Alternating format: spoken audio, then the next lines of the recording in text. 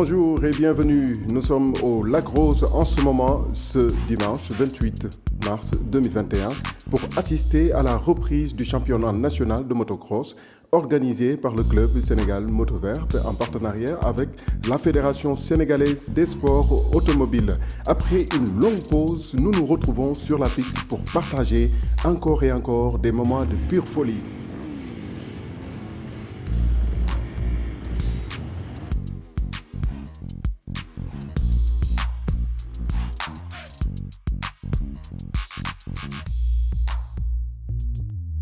Et c'est parti, le départ a été donné par Alain, le directeur de course. Comme vous allez pouvoir le constater, il y a des détails liés à l'aspect technique que le coach Trafox nous fera le plaisir de décortiquer tout au long de la course. Salut Babacar, merci. Salut à toute la communauté pilote du week-end qui nous regarde. Aujourd'hui, on est au niveau du Lac Rose pour la deuxième manche du championnat de Sénégal de motocross. Comme vous le voyez, au début de la course, pile poil, on tombe sur le virage de la mort. C'est un virage très technique, très compliqué qui a causé pas mal de soucis quand même pour les pilotes, voilà, débutants comme expérimentés. Le virage de la mort, hein. Moi de toute façon je ne le prendrai pas ce virage. Et on bascule sur la vue à la première personne, la vue embarquée de la GoPro, pour vous permettre vraiment d'avoir le feeling de la course. Donc là, c'est au niveau de l'entrée des bois.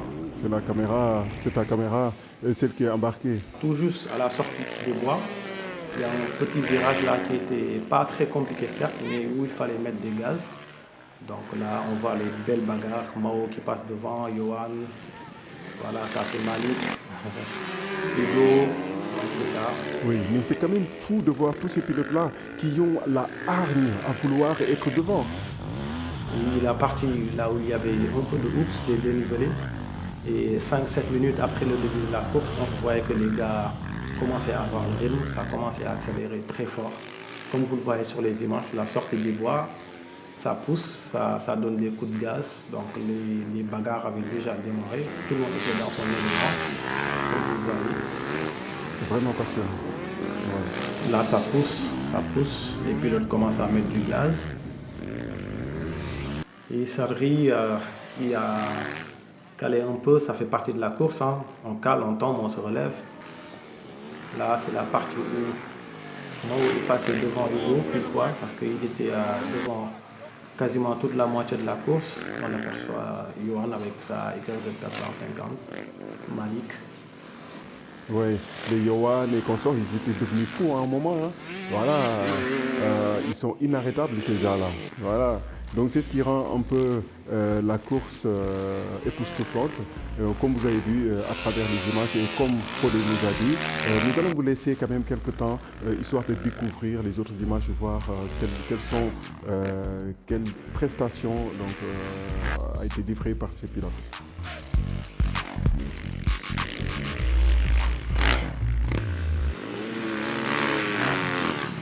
Donc là, c'est le dernier virage, on s'approche de la fin.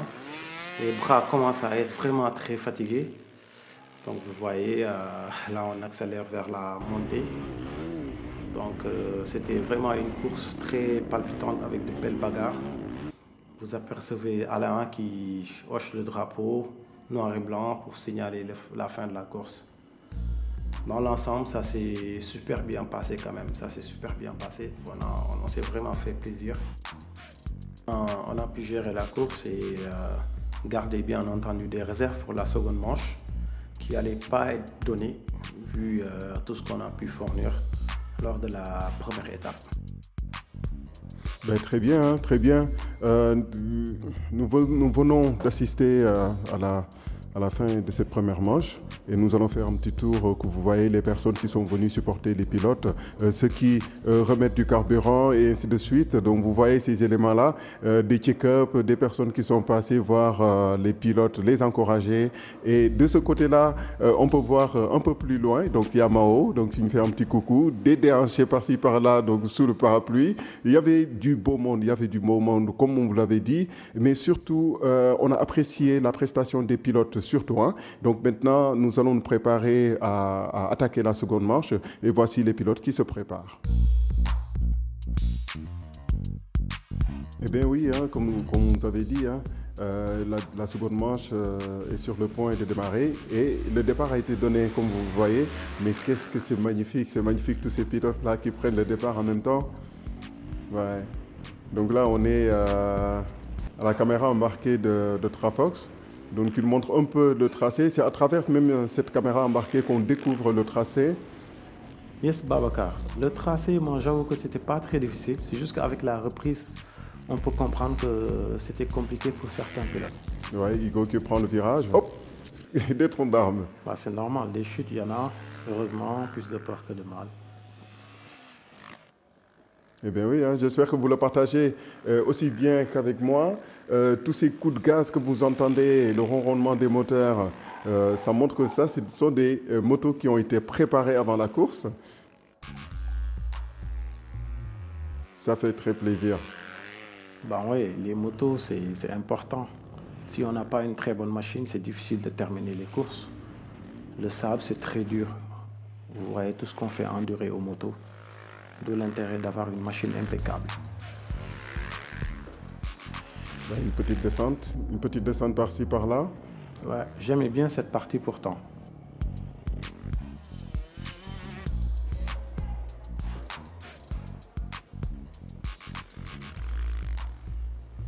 Oui, quand même, c'est quand même magnifique de voir les gens installés de l'autre côté de la piste pour contempler non seulement les pilotes, mais aussi les prestations.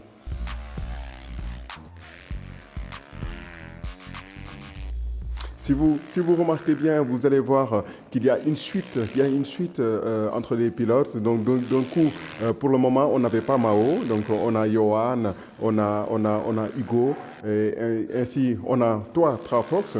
Donc nécessairement, c'était vraiment une course qui était bien partie. Et hop, là vous voyez des obstacles qui sont inévitables. Donc ça fait partie du jeu. C'est pour ça qu'on aime. Oui, c'était une partie très délicate, surtout ce virage de la mort. Mais dans l'ensemble, je pense que tous les pilotes ont bien géré. Manche 1, manche 2, manche 3. Donc c'est bien terminé en beauté. Les pilotes, vraiment, ils en ont eu pour leur moteur, mais nous aussi, on en a eu pour nos yeux. Ça fait très plaisir d'avoir partagé ce moment-là avec vous. Donc nous vous laissons avec la suite de l'interview au bivouac.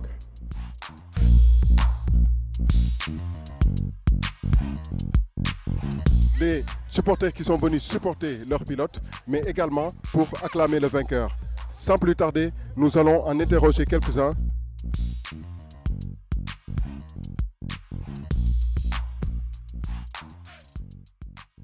Nous sommes en compagnie de ces deux messieurs, M. Dadongom ainsi que M. Alain, le directeur de course.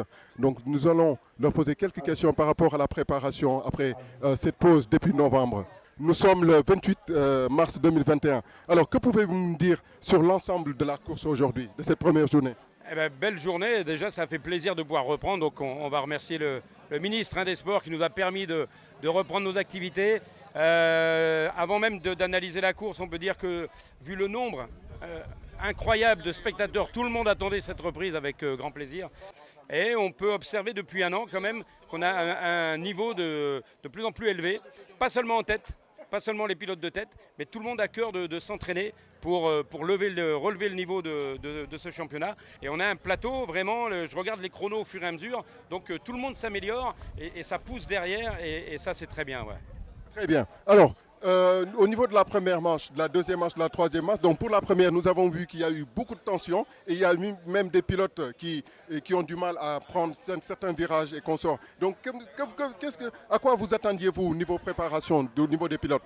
Alors, c'est toujours difficile quand on vient rouler seul ou même à 2-3 copains sans faire j'ai envie de dire, de stage. Parce qu'on va rouler dans les choses qui nous semblent faciles. On ne va pas se mettre dans le rouge, on ne va pas oser faire des choses. Donc on ne va pas forcément prendre des virages serrés, etc. parce qu'on sait qu'on va tomber. Et du coup, quand la compétition arrive, et ben voilà, effectivement, c'est souvent dans les virages où on a des chutes. Mais surtout de progresser, de continuer et de venir faire des stages. Et on va répéter ses gammes, on va prendre ses fondamentaux et après ça passe. Très bien. Alors, nous avons vu une bataille sur la piste. Alors, les frères Juan ainsi que les pilotes qui ne se laissent pas faire. Alors, que pouvez-vous me dire niveau pronostic? Alors, quand on voit un jeune avec le numéro 248, hein, Hugo Villepontou, là, qui à la première manche prend la tête et garde l'avantage longtemps, les frères Wan, moi je serais eux, je commencerai à m'inquiéter un petit peu, et tant mieux. Et tant mieux, hein, parce que voilà, il faut ouvrir le championnat. Alors c'est vrai que pour l'instant, on est toujours dans une querelle entre le 46 et le 119. Moi, ce que j'observe souvent, c'est la course dans la course. C'est-à-dire que derrière, même pour les places d'honneur, ça se bagarre beaucoup. Et on l'a vu énormément jusqu'au bout, des pilotes qui viennent jusqu'au drapeau à damier et qui essayent de prendre l'avantage sur celui qui est devant. Donc voilà, et encore quelques années, et là, le pronostic sera beaucoup plus difficile à établir. Pour l'instant, voilà, la suprématie aux pilotes tenants du titre, hein, 2020. Mais attention, le championnat dure longtemps, il ne faudrait pas se blesser, manquer une manche, un problème mécanique, parce que les autres sont vite derrière à la porte, quoi. Donc à présent, je vais juste poser une petite question à M. Daouda, qui est le président de la fédération. M. Daouda, après ces manches, donc ces 3 premiers, 2e et 3e manches, qu'espériez-vous voir au niveau des pilotes, ainsi que l'organisation? Comment est-ce qu'elle s'est déroulée au niveau de la fédération? Ben, écoute, aujourd'hui, nous, on est club affilié à la fédération. On organise le championnat national sous l'égide de la fédération. Et je pense que là, on est monté à un niveau où, surtout, moi, ce qui me fait le plus plaisir, c'est de voir les jeunes qui progressent et les nationaux qui s'intéressent maintenant à ce qu'on fait. Pour dire que ce n'est pas un sport de riches, comme le pensent les gens, que c'est un sport où il faut avoir une machine et venir participer. Donc j'ai pu constater qu'il y a un supporter donc, que nous avons tous, donc c'est Motul. Alors, certainement, ils sont venus pour supporter quelques pilotes, donc certains pilotes, s'il le faut, tous les pilotes. Alors, au niveau de la préparation des machines, donc vous pensez que les pilotes vont tenir jusqu'à la fin du championnat avec cette piste-là? Bon, écoute, parce que là, on varie les courses. Il y a des courses de sable, il y a des courses de dur. Là, on est sur le sable, mais dans 15 jours, on sera sur le dur. Le seul souci, c'est que pour préparer sa machine sur le sable, c'est un peu compliqué. Il faut avoir des pneus pour, il faut que la machine soit faite pour. Sur le dur aussi, c'est un peu compliqué. Très bien. Alors, vous avez bien compris, niveau préparation, c'était top, c'était un peu difficile, mais quand même, ils essayent de surmonter. Alors, M. Daouda, qu'allez-vous dire aux gens, aux nationaux qui veulent venir participer, mettre leurs mains dans la course pour supporter? Ben écoute, moi, supporter, je pense que les sports mécaniques se portent super bien. Aujourd'hui, nous, on a toute une initiative de prendre les gamins de 4 ans jusqu'à l'âge senior et de les former. Et aussi, les gens qui viennent voir, je pense qu'on leur a offert de très bons spectacles. On n'a pas eu d'accident, Dieu merci, mais je pense que le niveau a été très relevé. Donc si vous voyez bien, il y a un centre d'encadrement. Donc pour ces renseignements-là, je vous suggère de suivre la page SMV. C'est bien SMV la page. Voilà, donc la page c'est bien SMV et vous serez en contact avec M. Daouda qui va vous donner toutes les informations. D'accord? Donc nous vous remercions M. Daouda pour cette disponibilité. Peut-être pour remercier les partenaires qui nous ont suivis, comme Motul principalement, comme vous avez vu. Motul est parti pour être partenaire du club pendant toute la saison. Et tout ce que vous avez vu ici, c'est eux. Après, on a Novatrans, on a Catcher, on a Universal Industries, Bernabé, Numérica, le QG qui nous a reçus aujourd'hui. Il y a MR Service, Filmen, voilà, CFAO aussi. Parce qu'il ne faut pas oublier qu'on a une grande journée avec CFAO. Les 2h30 qui est une course internationale. Vous aurez beaucoup de pilotes étrangers et c'est juste après le Ramadan. Et ça va se faire ici au lac, quoi. Très bien, alors nous vous donnons rendez-vous à la prochaine. Alors sans plus tarder, nous vous remercions M. Daouda de votre disponibilité. Merci aussi de votre disponibilité et de venir couvrir l'événement. Je pense que ça fera mousser l'affaire et que les sports mécaniques soient bien suivis. Lopez,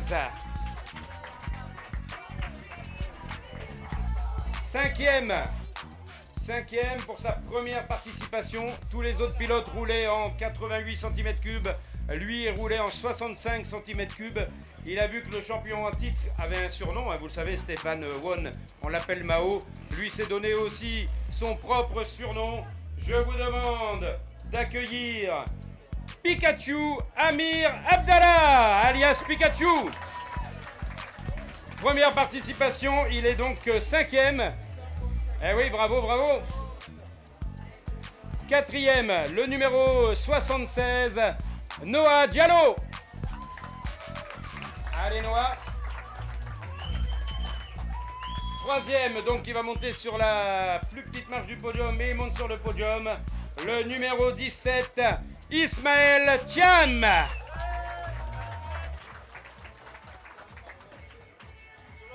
Allez, monte sur le podium. 3 manches. Il a rien lâché. Il a tenu jusqu'au bout. Mais malheureusement, il a dû 5. Karim Arzouni. Comment ça? Moussa Arzouni, pardon. Est tellement habitué. Alors, je vais vous dire pourquoi je me trompe. Parce que l'année dernière, c'est Moussa. C'est Moussa qui était tout le temps sur la première manche. Et finalement, je l'avais annoncé, il a tenu jusqu'au bout. Et ça a payé aujourd'hui. Première fois qu'il va monter sur la plus haute manche, la plus haute marche du podium. Karim Arzouni, le numéro 1. Et quelle bagarre avec son frère, je peux vous dire, ils n'ont rien lâché. On peut l'applaudir très fort parce que là, offert par Motul. Et également le t-shirt par Navitrans. Navitrans, c'est le numéro 5. Yvonique Paturo, merci à lui parce qu'il nous aide pour la remise de ses récompenses. Voilà le podium. Ah oui. Avec le drapeau sénégalais sur le côté droit. On peut les applaudir encore très très fort. Magnifique podium, magnifique spectacle. Je vous invite à la prochaine manche. Des juniors. Bravo, avec encore une fois, je me répète, mais un magnifique spectacle. Alors, première participation.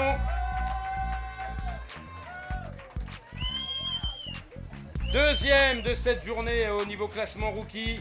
Le numéro 75, Johan Lopez. Ça progresse aussi pas mal du côté de chez Johan, on le voit régulièrement en stage. Et puis voilà, ça avance, tout comme son jeune frère Ethan. Et premier de ce classement, le numéro 68 avec son nouveau kit déco, là, il a voulu frimer aujourd'hui, ça a marché. Numéro 68, Mehdi Yazbek.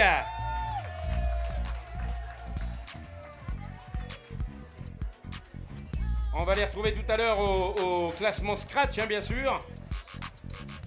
Et on peut les applaudir bien fort. Le numéro 66 à nouveau, Jordan Cissé. Allez, hop là. 15e avec... 15e avec le numéro 15 et 8 points. Cher Diop. Est-ce qu'il est là, Cher? 12e, c'est pas le soldat inconnu, c'est le pilote inconnu. Le numéro 99. Est-ce qu'il est là? Ce serait bien d'avoir son nom. C'est le problème quand on vient pas faire les inscriptions avant. On ne sait pas qui nous... C'est pas Diao, c'est ça. Vétéran, tout comme Cyril aussi. Sadri également. Il y a du monde dans les vétérans. Il va falloir les... Je regarde Sadri puisqu'il était vice-champion vétéran l'année dernière. Et là, attention, il va falloir attaquer tout le monde. Sixième. Quelqu'un qui nous fait plaisir à chaque fois de venir. Le numéro 10. Le pilote qui... Fodé Traoré alias Trafox. Eh oui, il est là, Fodé, toujours en forme. Je l'avais dit tout à l'heure, on a des pilotes sénégalais qui commencent à percer un peu, qui arrivent en forme. Alors attention, l'ennemi juré de Sadri Darwish au niveau du classement vétéran.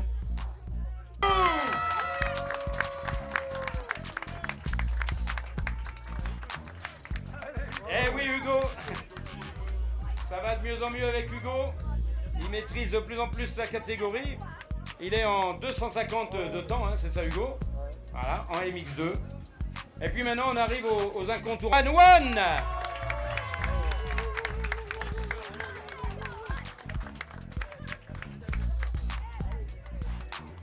Grosse bagarre en tête. Donc Stéphane, les impressions pour ces 3 manches? Pour la première manche, c'était une petite surprise parce qu'on est sorti, Johan et moi, devant. Et ensuite, on a fait une petite chute et il y a Hugo qui collait derrière et qui est passé devant pendant plus de la moitié de la course avec sa 2,5. Et je pense qu'il va falloir compter de plus en plus sur lui parce que il se rapproche et même avec sa 2,5, il arrive à nous suivre, quoi. Donc c'est sympa, c'était une belle course bien disputée et ça nous a fait plaisir d'avoir de la concurrence comme ça.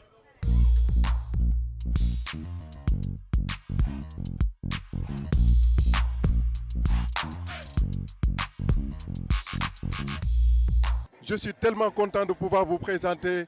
Aujourd'hui, c'est un exploit avec Fodé Traoré, Yamaha 450. Donc première course, Yamaha 450. Alors, la question c'est quoi? Fodé, comment est-ce que tu as senti cette reprise de la première course? Ouais, mais c'était top, hein, c'était top. On a bien géré, franchement. Depuis que j'ai commencé à rouler, c'est le meilleur classement que j'ai fait. Ça prouve qu'avec de la persévérance, on parvient franchement à atteindre ses objectifs, quoi. Donc c'était sympa, j'étais bien sur la moto. Franchement, j'ai eu aucun souci. Très bien. Donc nous avons vu qu'il y a eu de la bataille. Donc une bataille féroce non seulement entre les frères, mais aussi avec Hugo derrière. Et ensuite, lui qui tamponne, qui ne manque pas du tout à donner des blocs-passes à certains pilotes. Alors, qu'est-ce que tu peux nous dire de cette préparation, de cette piste, mais également des pilotes qui te collaient derrière et ce que tu essayes de rattraper? Bon, c'était sympa parce que le tracé, bon, on a eu beaucoup de travail dessus. Donc moi, personnellement, je n'ai pas trop eu de soucis. Sauf que comme tu le dis, après ça allait vite avec les Mao, Johan et tout ça. Bon, j'essaie de coller tant mieux que mal. Bon, après, voilà, comme on dit, avec de la persévérance, on va arriver à plus les talonner. Mais dans l'ensemble, c'était bien quand même. J'ai pu gérer ma course. Bon, je ne suis pas tombé, je n'ai pas eu de soucis mécaniques. Donc ça va pour moi, j'ai bien roulé. C'était le plus important pour moi en fait. Voilà, très bien. Donc la dernière fois, c'était bien avec une 254 ans, mais cette fois-ci, 354 ans, une Husqvarna, mais cette fois-ci, c'est bien avec une Yamaha 450. Donc, comment est-ce que tu as pu compacter toute cette force en une seule moto de 450? Bon, ce qu'il faut comprendre, c'est deux philosophies différentes parce que la 3,5, elle est un peu plus souple quand même, parce que c'est une cross enduro. La 450, c'est une cross, donc elle est monstrueuse, elle est puissante. Il fallait la maîtriser, mais aussi ça me facilite le boulot lorsqu'il y a beaucoup de sable dans les virages et tout ça. Donc j'ai bien appréhendé la moto, je l'ai bien maîtrisée et ça s'est super bien passé. Voilà, très bien. Donc maîtriser la moto, ce qui veut dire du temps et de l'entraînement. D'accord, donc certainement, c'est à la prochaine manche que nous allons voir les exploits qui ont été effectués durant cette période-là. À quoi doit-on s'attendre à la marche prochaine? Bon, on va plus attaquer. Je pense que maintenant, on a appréhendé le circuit. En tout cas, pour ma part, maintenant, je sais carrément gérer une course. Donc, il y a des hauts et des bas, il y a des temps forts, des temps faibles. On sait les gérer. On sait exactement quand il faut mettre de la patate. On sait quand il faut ralentir, donc je pense qu'on fera un meilleur classement. Là on a fini 16e, 6e autant pour moi. La prochaine fois on va miser 3e ou bien 4e.